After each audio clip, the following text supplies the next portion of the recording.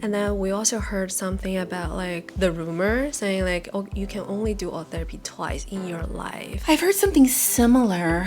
You will max out with how much collagen, but that's not how the human body works. Once there is inflammation or an injury, it starts to repair and creates cytokines. That's just the human body. You don't max out in the power of the human body, you know. We all know like Ultherapy can be done on face and neck. Besides those areas, where else do you think also can be done Biotherapy and see a good result? I've seen it work really well on the arms, and I've got to tell you, you don't even have to go deep with the transducer, and you can even do just a default energy on a 3.0 transducer for the whole treatment, and you will get results for sure. Hello everyone, this is Rana. Welcome to our podcast channel. We have our guest speaker Sai here to talk about Ultherapy treatment. Hello Sai. Hello Verona. Why don't you introduce yourself to our audience? Hi everyone, my name is Sai. I'm the nurse here at Wave Plastic Surgery. And how many of the Ultherapy treatment have you done before? Well, I've been with Wave 8 years.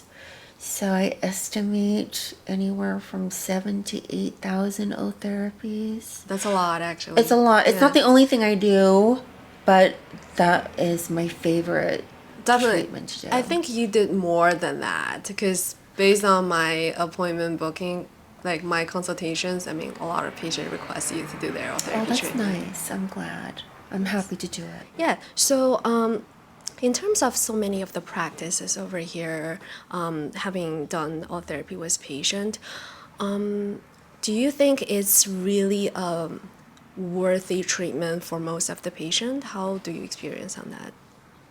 For most patients, I think it's extremely worthy. Not only as a standalone treatment, but as a complementary treatment, just in your overall anti-aging program. Of course, yes. It's definitely become more and more famous these days, and more patients are asking about this kind of treatment. So, do you want to introduce to our audience about like what is Ultherapy and how does it work? Okay, so Ultherapy is micro-focused, high-frequency ultrasound. It's designed to promote neocollagenesis. And by doing that, we are encouraging inflammation, the creation of collagen, and remodeling of the skin so that you get a more tight and lifted appearance. As we age, we lose the ability to make collagen yes. From years previous. And so anything that we do in a non-invasive medical facility or even the hospitals, you'll notice that everything will be geared towards controlled injury or controlled trauma, because the body's natural response is to send out their macrophages to start to repair that injury and then regenerate and create new collagen or new scar tissue. I mean, that's the science behind every anti-aging procedure, every high-energy machine. Yeah. Yeah, it sounds like it's a treatment that fits for most of the patient. Do you think who will be the good candidate that you think for Ultherapy, and why is that? Most people are good candidates for Ultherapy. I would say the younger generation in their 20s and late 20s, they're doing Ultherapy, but they're mostly focused on using Ultherapy for contour. You know, getting like a V-line shape or carving that face, carving a facial feature. You know, instead of using makeup, you can actually, I call it carving out a bone structure or a shape with Ultherapy. And then in the 30s and 40s, it's used to tighten everything and preventing everything from falling before it's too late. And then in the 50s and 60s, it's sort of the same. It's tightening and also targeting more problem areas that are more susceptible to gravity. Yeah, I always heard that many people, or even from Ultherapy, that they said Ultherapy works best for younger sign of age. Do you think so? How do you how do you define when a patient comes to you saying like, am I too old for Ultherapy or not? Well, I don't really pay attention to the age when, especially when it comes to therapy. I just sort of we take it on an individual basis because it depends on the person's needs, like what their face needs. Because people age at different rates. Some people age slower than others, depending on many different factors, whether it be hereditary factors or environmental factors. So you kind of take each patient as a unique, piece of art. Yeah, I totally agree with that because a lot of times when we're doing consultation, we were facing patients asking us about like, oh, let's say for example, I'm only 25 years old. Is it too early for my age to do all therapy? And then we also heard something about like the rumor saying like, oh, you can only do all therapy twice in your life, things like that. I don't know, have you ever heard about that before? I've heard something similar. I've heard something like, oh, well, you will max out with how much collagen, but that's not how the human body works. Right. Yeah, the human body, once there is inflammation or an injury, it automatically sends out macrophages and it starts to repair and creates cytokines and it starts to regenerate and repair. That's just the human body. You don't max out in the power of the human body. You don't underestimate that. It will repair no matter how old you are. And in terms of age, people in their 20s, if you're 25, yes, you're still young, but you're not making as much collagen as you did at 24. Okay, so in terms of that, have you ever experienced any of the patient who is not a good candidate for therapy? Rarely, but I have. Someone who is extremely crepey, who has very little facial fat, who has sometimes even facial wasting. I will find that they are not good candidates. With those patients, I would probably, if I had to choose to do O-therapy, I would probably stay more superficial, but I would probably recommend probably filling the face. For more filler injections. Volume, Yes, yeah. volumize. Yes. So a lot of times, like when we're talking to patient also, we kind of like wants to know like what is their expectation. So if like a patient wants really a surgical result, then probably they're not a good candidate for therapy either, right? Because it's all because of their expectations and their own conditions. But it sounds like, like most of the patients are good candidate for therapy. Yeah, and if they aren't, we can tell them how they can be. Like, for instance, a patient will come in and she'll have very strong masseter muscles, and she'll have a diminished mid-face volume, but she'll have enough adipose tissue to treat with therapy. We would just suggest after her session, she would get a much more beautiful result if she were to shrink her masseter muscles with neuromodulator and use just a little filler in her mid cheek to bring her face to like a more of a golden ratio, it'll be more balanced proportion. So it sounds like all therapy can always combine with other treatment to reach out the most result in terms of non-surgical treatment. Yeah, any non-invasive procedure the results excel. I mean, the results are just dramatic and beautiful when it's used together. Okay, no Yeah. problem. Yeah, I agree with that. Do you know if there's any side effects for therapy treatment that you've known about or you've heard about? Well, I mean, I've experienced it. I usually feel soreness, and usually patients will find that there's soreness around the jaw. Even though we work a good distance from the jaw, above or below, it's still close because there's a nerve that runs along the jaw. So anywhere we work near the sensitive nerves will have some soreness. Will it cause nerve damage?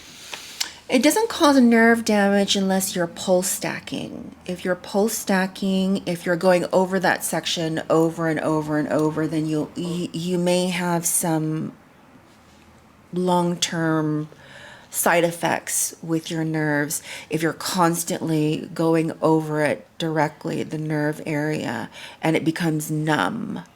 Then it could possibly cause a little bit more of a complication, but no, it doesn't cause nerve damage. No, we usually stay away from the key nerve areas. There are other nerves that sometimes when you do Ultherapy, when you work near it, you will feel a shooting pain down your arm or shooting pain towards the mouth, but it's very rare. But even then, it doesn't cause damage. It doesn't cause permanent damage. In terms of the pain level, like how do you describe it? Is it really painful? Well, Verena, pain is very subjective. People have different pain thresholds. I've heard it described like an electrical sparkle. That's exactly what I feel That's during what I was my gonna ask. treatment. Yes. Really? Yeah. But my pain tolerance is fairly higher. It is. So I can't really tell like if it's really painful or not. It's tolerable. Yeah. But to some of the patient, I mean, they do say something like, "Oh, it's too painful."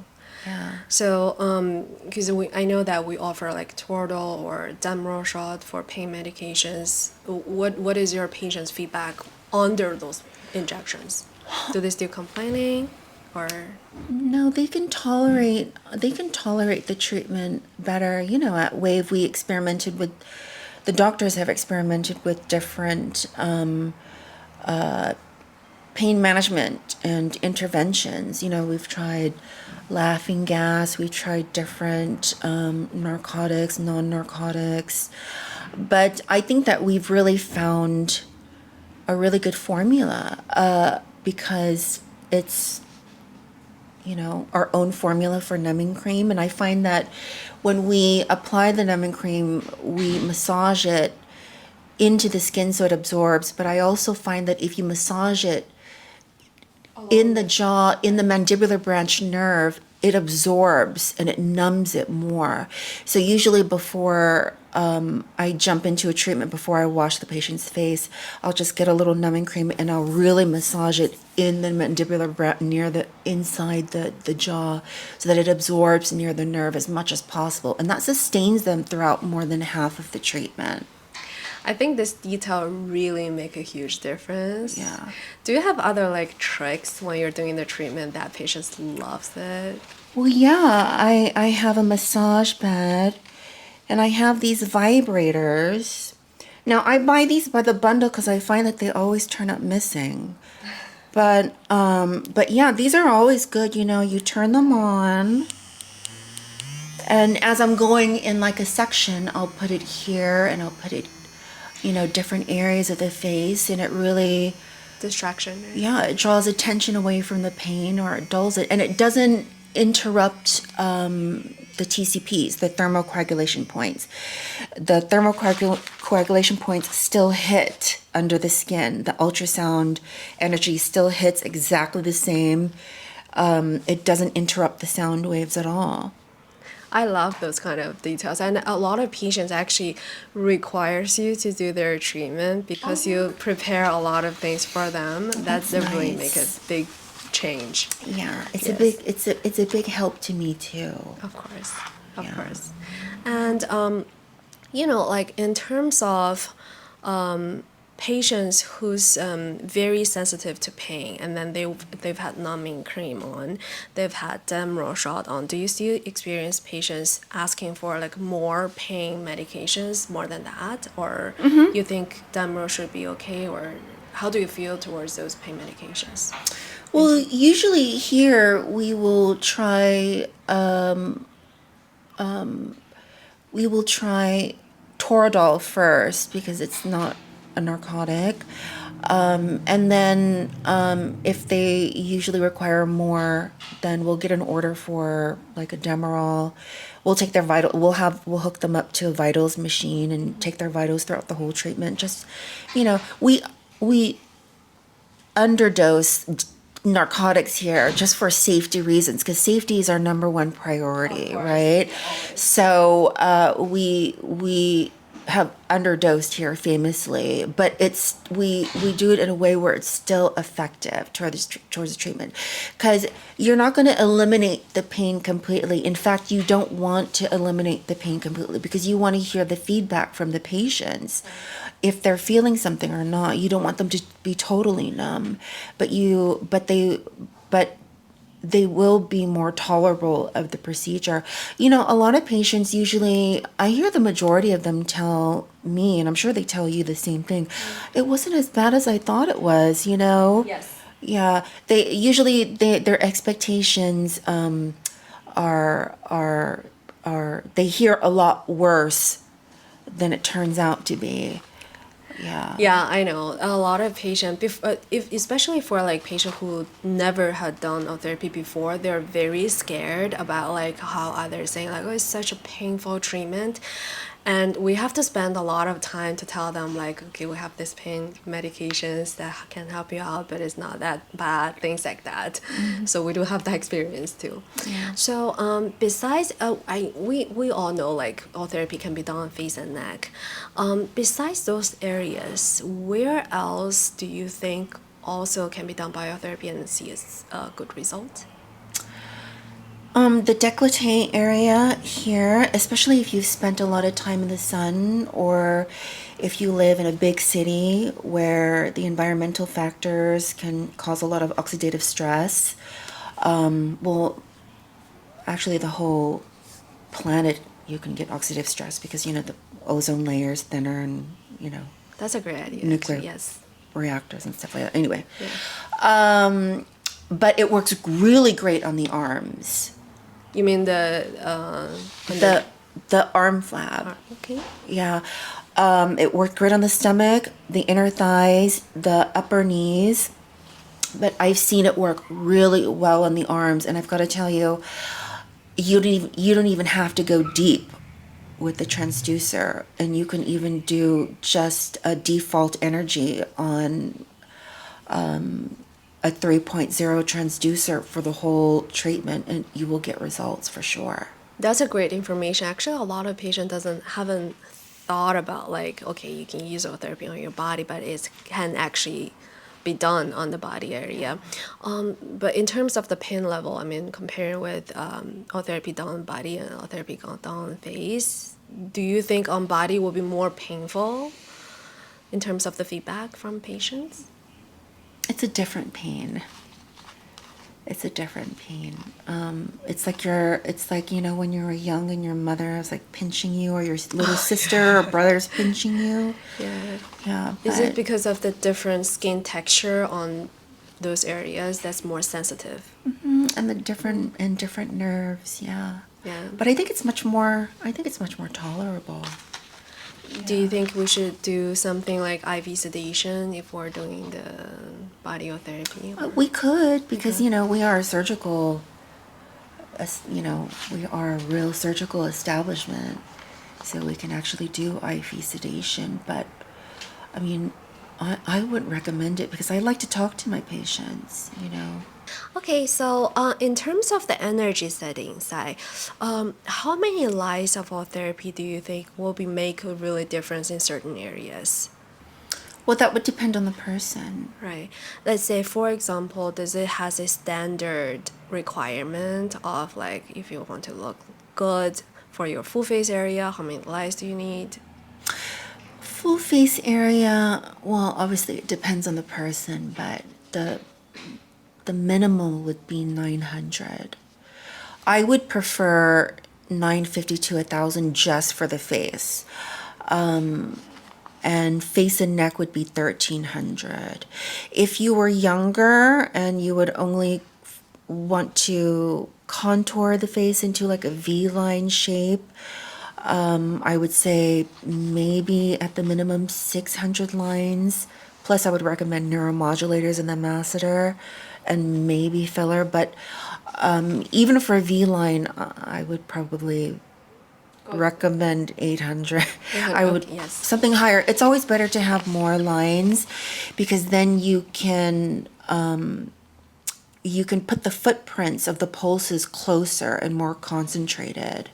So with what I do in my treatment is the more lines that the patient has, I have more freedom to not only stack the footprints closer, but in order for them to endure a longer one, you can lower the energy so that you can put it even more concentrated in one area to get a more dramatic result. Because if you do a concentrated area with a default or a higher energy, may not be able to sustain the whole treatment.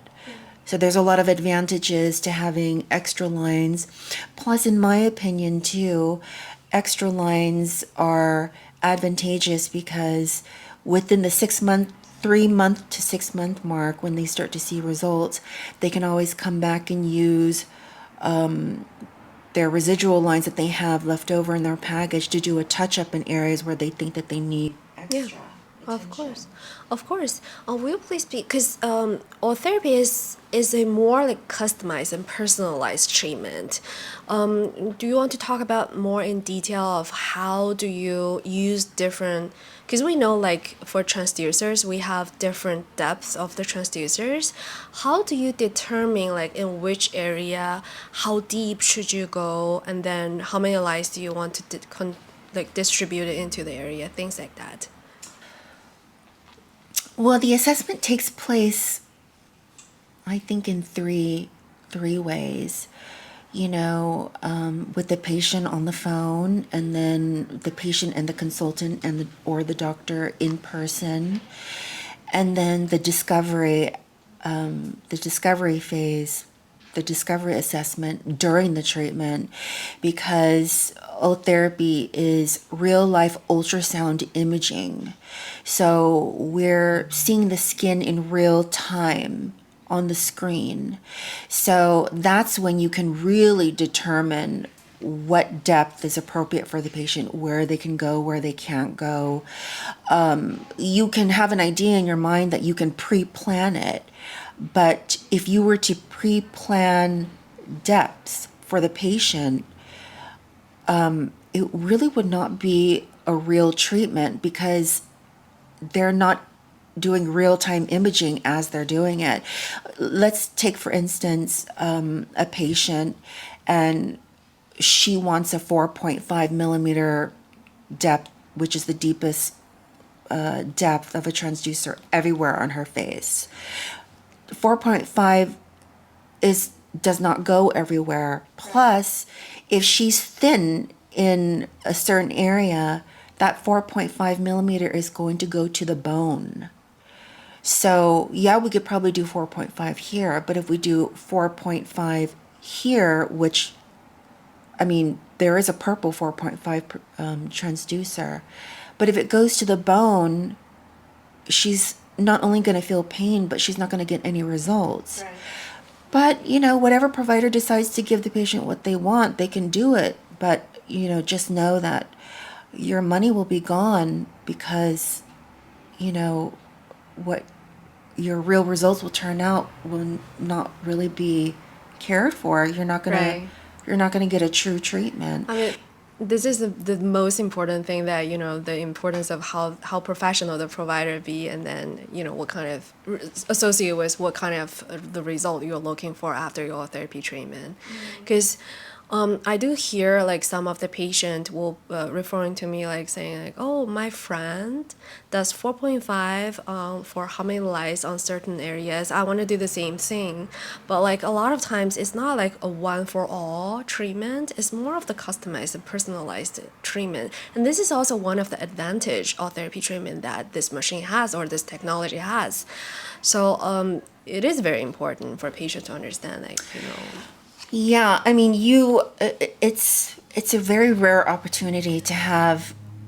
If you're going for a standard treatment just because somebody else had gotten the same treatment, if you wanted like a certain number of lines, good luck to you. Then Wave is not the place for you.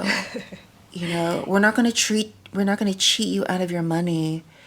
We're gonna customize to what your real needs are. I can't speak for other practices. I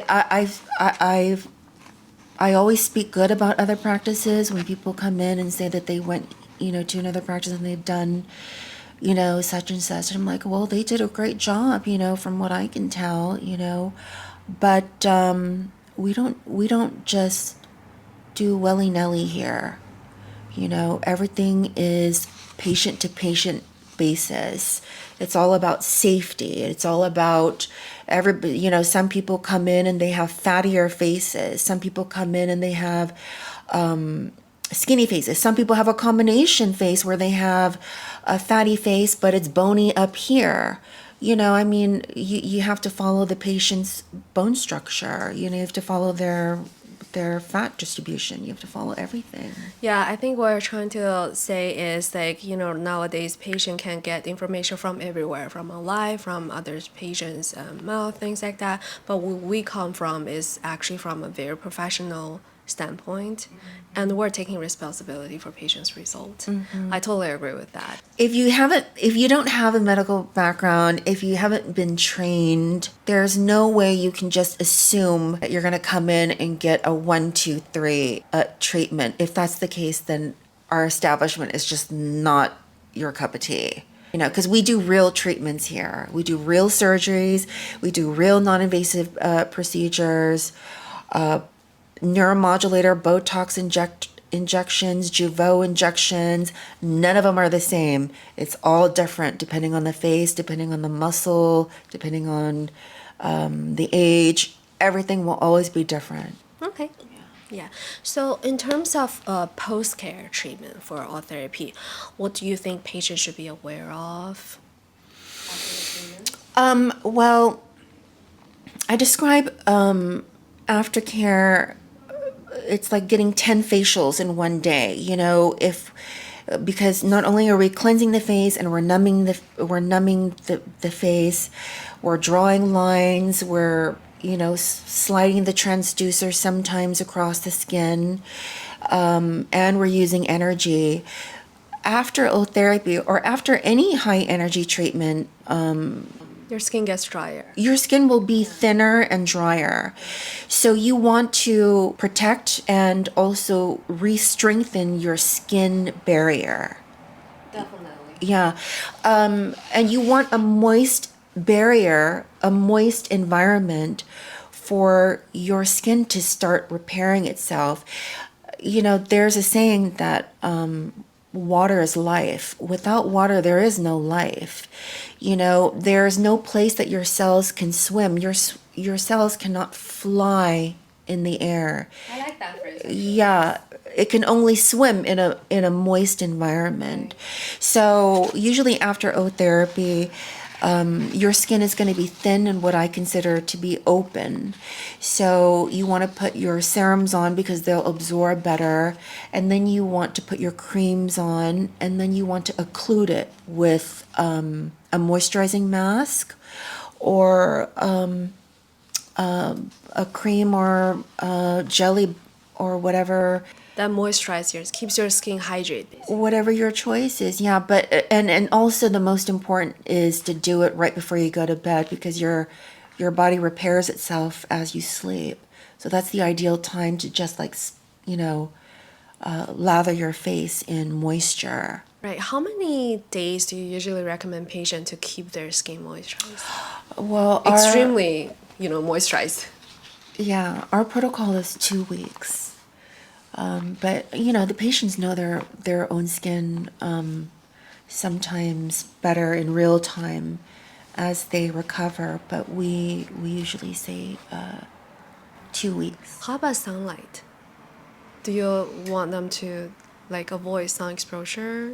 No, well, we want them to avoid prolonged exposure to sunlight, but obviously we live in California. We just want them to have added protection, so sunscreen SPF 50 every 2 hours. If it's a particular sunny day, I always tell them an hour every hour, and wear sunglasses and wear a hat, sometimes a mask. If they are going to be out with their kids or, to run errands, just to add some added protection. Protection, yes. Yeah. Do you recommend patients to icing themselves after the treatment? Yeah, so there's so there's a myth with Ultherapy and icing, and I am guilty of getting it confused with other people. So if the skin so after Ultherapy, your skin is in a state of inflammation. Some areas are more inflamed than other areas. So the areas that have inflammation that is more superficial, that's more visible, can manifest itself in a welt or sometimes even a blister. And in that case, you can use ice measures, not an ice cube directly onto the skin. Of course, we never want to do that. Of course. But you want to use like a cold compress in that area. And what that's going to do is that's going to calm down that inflammation. And sometimes that inflammation will match with the other areas of the face that have the inflammation. Or you want to drive that inflammation deeper and you don't want it to get too superficial, right? So some patients will think that it will stop their treatment. It won't stop your treatment, because after that ice measure, your body will still go through intermittent inflammation. And plus, during the treatment, that moment in treatment, you're getting that inflammation, you're getting that initial damage. So it's working right then and there. That's really all you need. So after that, it's just recovery. So Speaking of that, when do you think, in average, patients actually see result, and how long does it last for?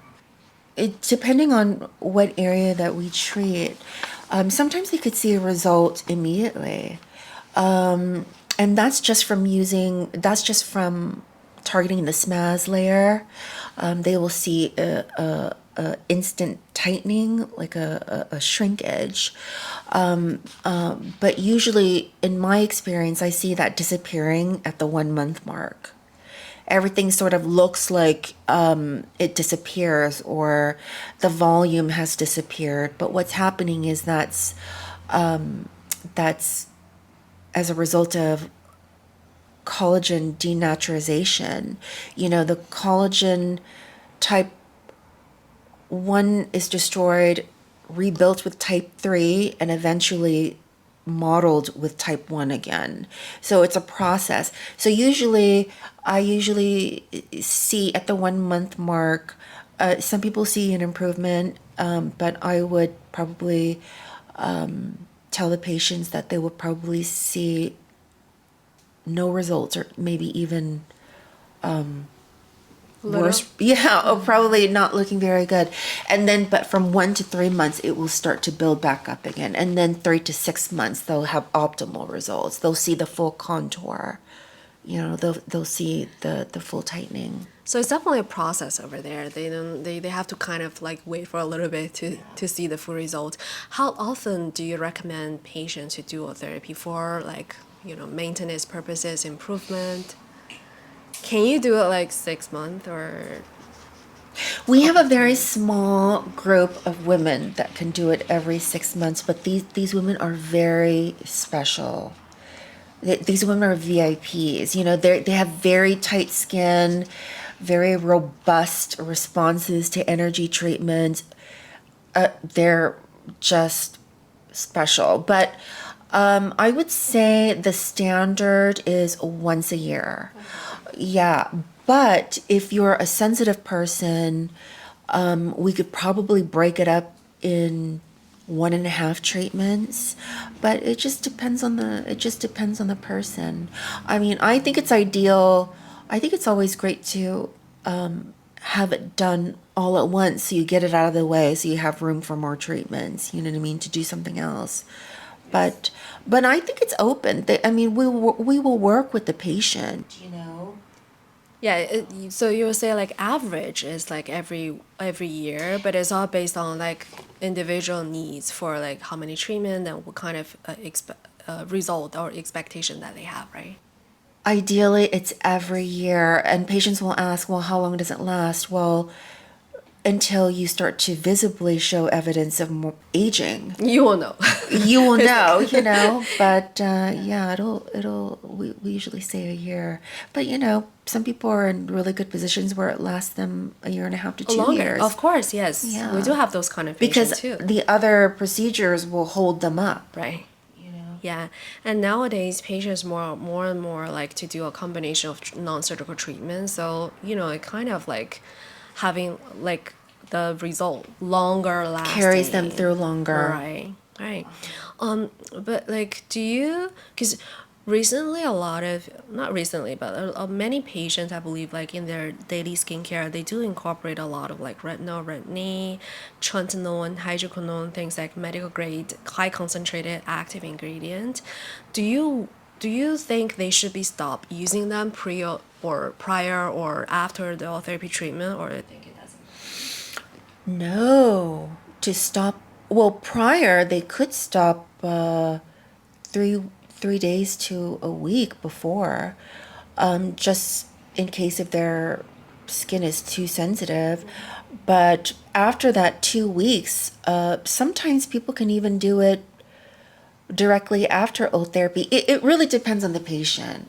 Right. But I would definitely encourage, because I'm on tretinoin, for my skin. I think it's great for the skin. I mean, it reduces fine lines and it reduces pores. But I think the more you can do, the better.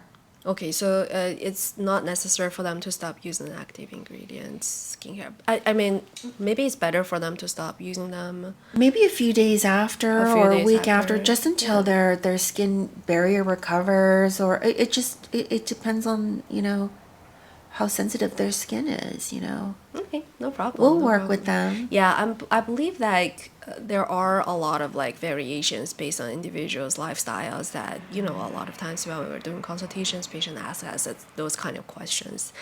And, everybody's getting different answers based on their different conditions. And that's pretty, normal for being different. Yeah.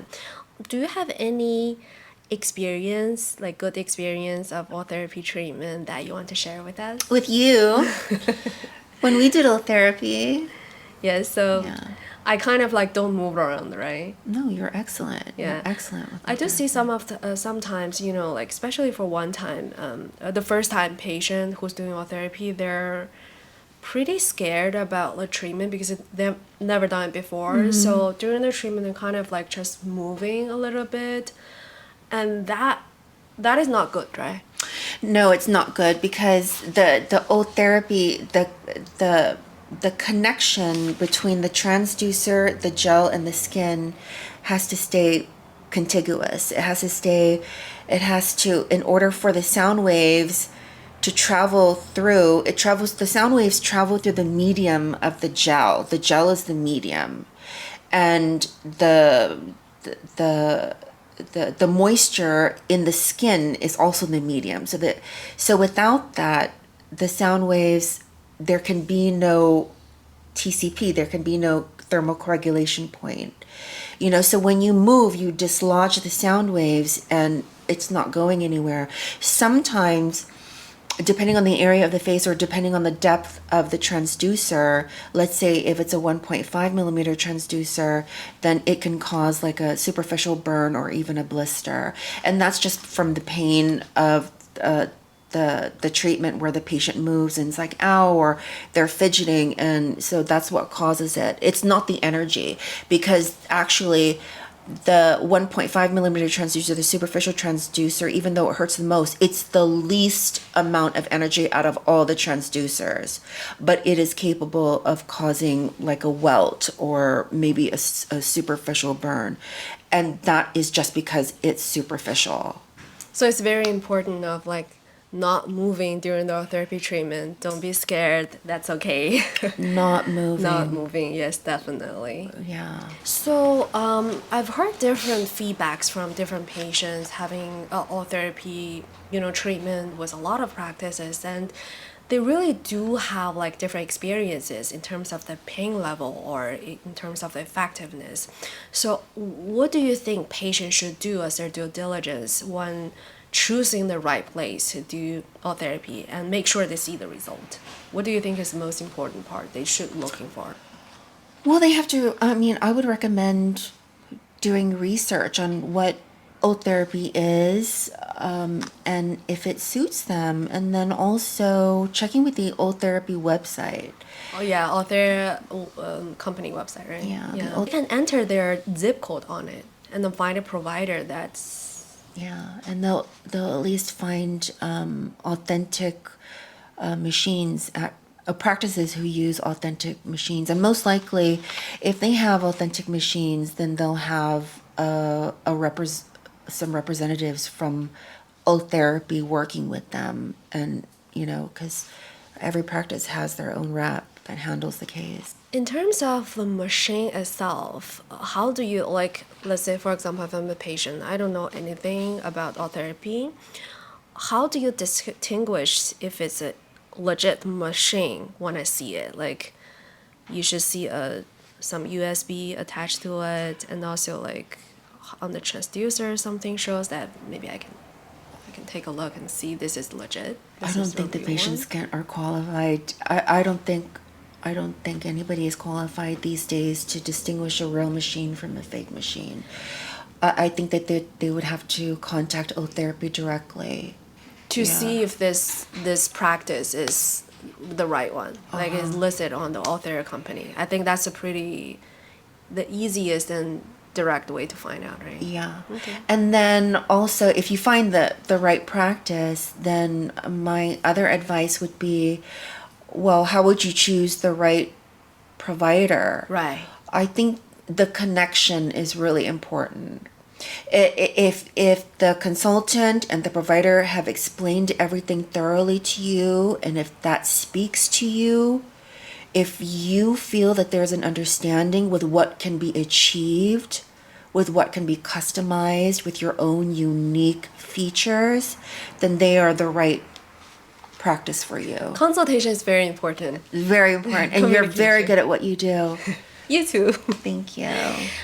So do you feel like, because some of the patient will say like, oh, I did therapy before with other practice and I don't feel painful at all.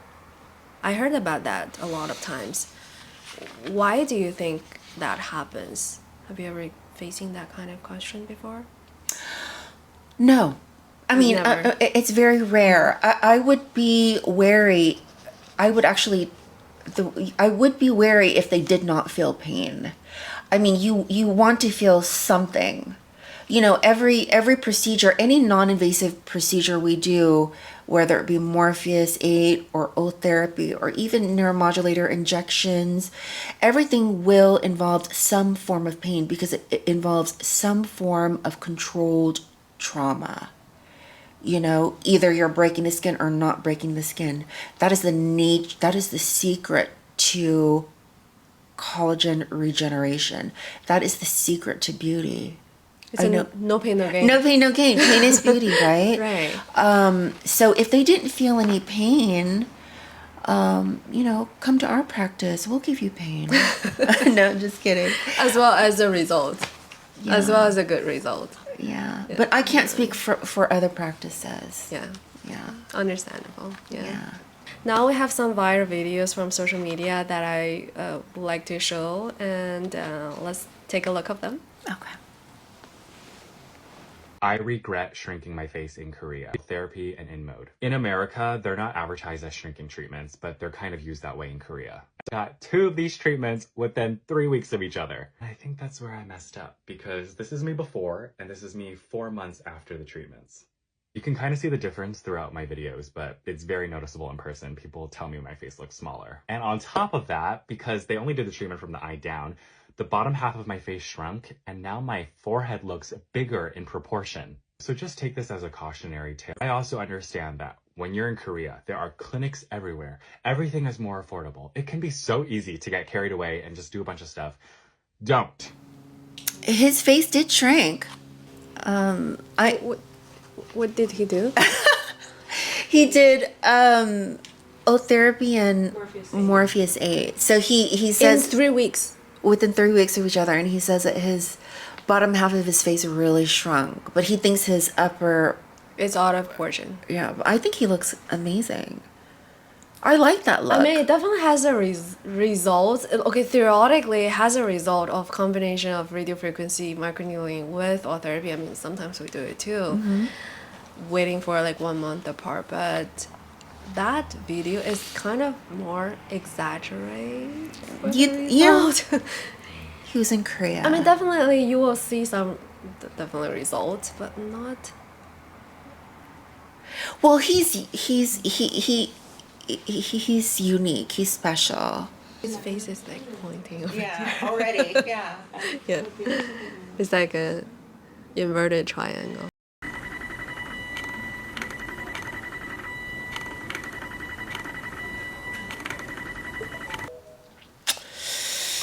Well, it looks like it's done in the wrong area. That's a 4.5 millimeter transducer, and that's a piece of pork. But that's a HIFU machine. That's different than Ultherapy, but it's supposed to be similar. But it looks like they aimed the 4.5 to a fatty layer.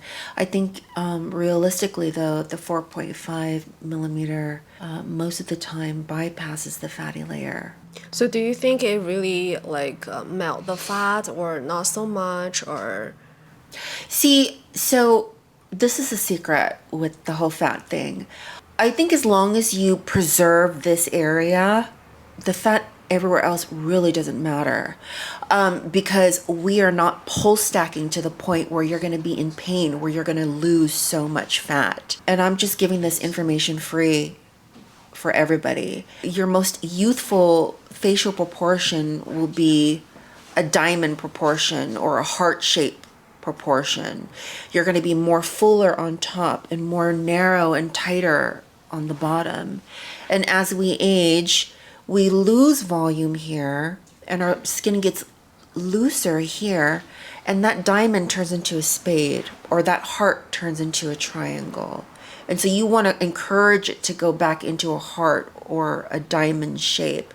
As long as you keep this area with enough volume, not to eliminate any wrinkles or not to eliminate the Indian bands completely, but just to keep yourself in proportion, you're going to look natural and youthful. Yeah, we always say like for your jawline area, that the more clean your jawline area is, Yeah. the younger that you look like. Absolutely. Yeah, so I mean, a lot of times patients do see like most obvious result of our therapy does happens along the jawline Yeah. area, right? Yeah.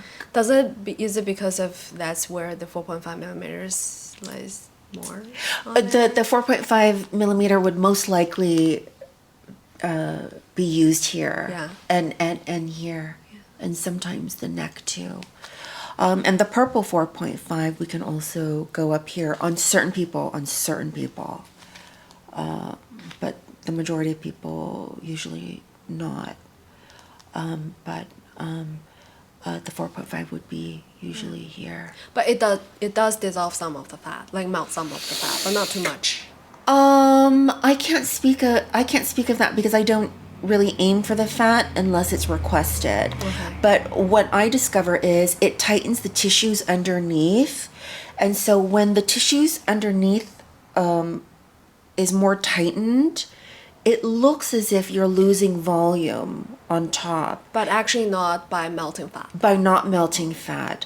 Sometimes that's why 1.5 millimeter transducer, even though it causes redness and welting, I think it really shines because then it can tighten the top layer of the skin too. That's why some of the patient told me, many of the patient actually told me, like after oral therapy, even is working on the SMAS layer, collagen for collagen stimulation, but they still see their skin gets improvement. I think that's why. Yeah. Yeah, you've just addressed that. Because the 3.0 and the 1.5. You know, assuming that all the other practices will use 1.5 millimeter transducers. I mean, I know that we do. And that would be evidenced by, like, you know, the skin being a little bit more red, maybe some welting here and there. But if you're not getting, you know, 1.5 millimeter transducer, look into it. You should request it. I really highly recommend it. Do not do radio frequency on the neck. This is not good because this can cause extreme issues with your thyroid. You really do not want to cause issues to the thyroid. So if you have a client who's struggling with a lot of loose, sagging skin here, they might want to look into another treatment and go anywhere near this, just because I want to make sure that I'm not causing any harm to them. So make sure you save this, bookmark it, do whatever you need to do, but do not do radio frequency on the neck. Yeah, she's right. I mean, we would hope that if you were to go to a practice or provider, they would already mark that off. You know, during our training for Ultherapy, that is the number one place that we draw an X at is the thyroid. In fact, on the screen, as we're doing the treatment, there is a big X. Yeah. There is no transducer for the thyroid area. We totally avoid it. Yeah. Yeah, and we can see the thyroid on the screen through the ultrasound imaging. So we see that gland, we're gonna know what it is. I mean, it's not a baby. There's no baby in your neck. There's like a mass there, you know. So Yeah. that's the only mass that shows up on the face is the thyroid. Besides that thyroid, anywhere else that you think cannot be used all therapy on? Well, you can't use 4.5 or 3.0 near the mouth, near that nerve that runs up. How about the eye area? You can. If you pull the skin, you can do it on the eye, and if you point the transducer more towards either straight down or maybe towards this way and not towards the eye, you can totally do it. How about the upper eyelid? No, but you can do on the eyebrow, the brow bone. You can actually. A lot of nurses and practices do that to get a lift. If you can, you have to image on the screen to see if it will take and what level, because as you know, 4.5, 3.0, and 1.5 can go there, but not everybody can do a 4.5. So, but usually the majority of the time I can do like a really narrow transducer at a 3.0 at a lower energy so that it's safe to the optic nerve and to the surrounding optical tissues that you can do around the brow bone, but you cannot do it on the eyelid. Okay, so anything like right on top of the eyeball? No. Okay. All right. Thank you so much for all the information and stories that you share with us. You've been very great. Well, thank you for having me. All right, and this will be today's podcast. Thank you so much for watching us, and bye bye.